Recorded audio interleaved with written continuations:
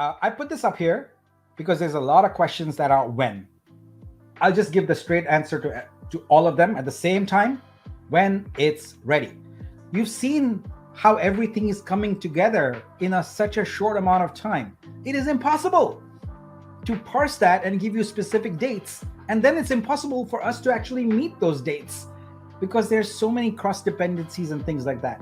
So any date I give you would be an estimate, right? So instead of that, I'll just say when it's ready. Now let me start going through the community questions. So this is a list of curated questions that came from the community. I'll start with those. So what is a USP? What is a unique selling proposition? Why will artists come to our blockchain instead of the other crypto projects for artists already out there? Well, our USP is that we are an ecosystem designed from the ground up for creators. So we are a vertically integrated ecosystem, much like Apple, where they control the hardware, they control the software, the operating system, they control the app ecosystem, etc. And so our USP is that we are focused on creators.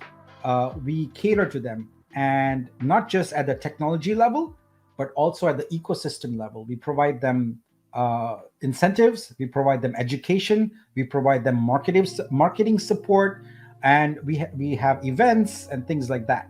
Now, why would artists come to our blockchain instead of other crypto projects?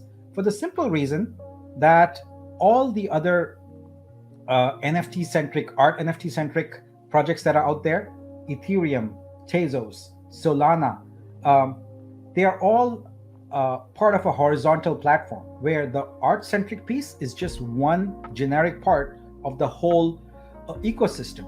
There isn't a focus. Let's take Ethereum, for example.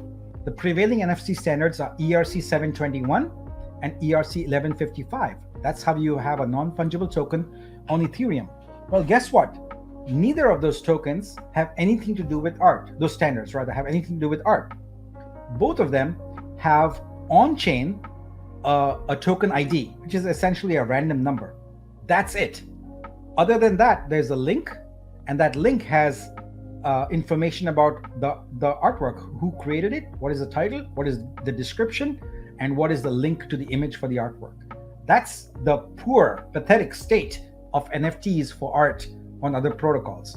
So you can see that what we are doing, conforming to global standards, adding protections for artists around IP, intellectual property, adding a licensing model, adding metadata, adding the ability for them to have durability on their artwork, etc. So these are all things that don't exist out there right now. And so we are leaps and bounds beyond what any other crypto project for creators out there is. Will the DAO be able to vote to blacklist BL's wallets? I don't know. It seems unnecessary because there is no such thing as a blacklist. So basically, all the wallets that we know of are gone. They're deleted, and there's only one wallet that is per the agreement that I talked about in previous AMAs. So there is no, people keep saying blacklist. There is no such thing as a blacklist. It's a protocol. You either have an account with tokens in it or you don't. It's decentralized, folks. We're not creating a smart contract here. It's a protocol. You can't put in if this, then, then you lose all credibility. But suffice to say that there are no wallets to consider. So the question is moot. When will testnet be launched? Answered. When will we launch RC1? Answered. What is the ideal liquidity to launch with? Answer is as high as possible. How much is the ballpark price for the boosters? That's answered. Is there a limit? Answered. When will we launch the website? Also answered. We're like a lot of these are already answered. How would team compensate validator nodes that would run Vitruvio testnet alongside the mainnet? Those validators would still have to pay their VM for their testnet, and it creates.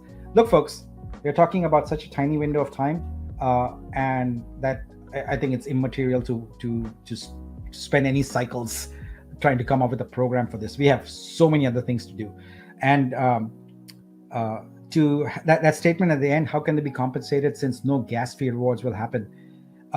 This is not a protocol where any validator is going to earn any meaningful income through gas fees. Let's just put it out there. I have already done the VIP presentation where we talked about how you're going to earn capital through fees, through a share of the fees. That's where it's going to come from. But anyway, the transition from testnet to mainnet RC1 is so short that it doesn't justify us spending any time. Will we be having a light paper? No, we'll have a white paper. And as you saw, that was a precondition of the booster sale. What's our marketing plan? Well, gave you some highlights here, but I'm sure when Riva is ready and wants to share with it, she will do an AMA and present the plan. So one of the things that is nice now is that we have leads for each area, right? Each council. So if you have a marketing question, you should ask the marketing council lead, and they'll be happy to address that for you.